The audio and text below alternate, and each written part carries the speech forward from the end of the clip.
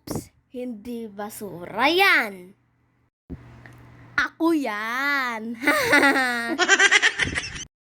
Sinisipon pa ako pero pag alisan, dali-dalian. Sumama nga ako pumunta kami dyan para magbenta ng kalakal. Siyempre, pambili ng hito. Iihawin po yan. Goodbye, hito. Ayan, hinuli na ni kuya. Ang galaw-galaw ng mga hito, no? Tapos, tinimbang na sila. Ayun, no, nagwawala yung iba, Gusto siguro nila kainin ko sila. Ang dami pa pong hito dyan. Bili na kayo dyan. Pwede nyo rin pong palinisan. Ayan po, nililinisan na. Tanggalin po yung tibo kasi po, sabi nila, nakakalagnat daw po yun.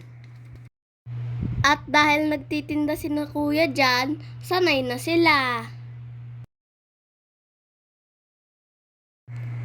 Marunong na po siyang maglinis niyan kasi matagal na po siguro siyang ginagawa niyan. Pagbalik namin ay kasama ako sa tindahan. Siyempre, komisyon. Bumili po ako ng gusto dyan, tapos umuwi na kami at inihaw yan. Ang hito. Nag-ihaw lang si mama ng hotdog at atay, okay na yan. Antayin lang maluto. Relax muna po tayo guys habang naghihintay. Siyempre, atak na pagluto na yan. Ayan na, hotdog, binabanatan na. At syempre, may tubig tayo, baka mabulunan. Yun lang, bye!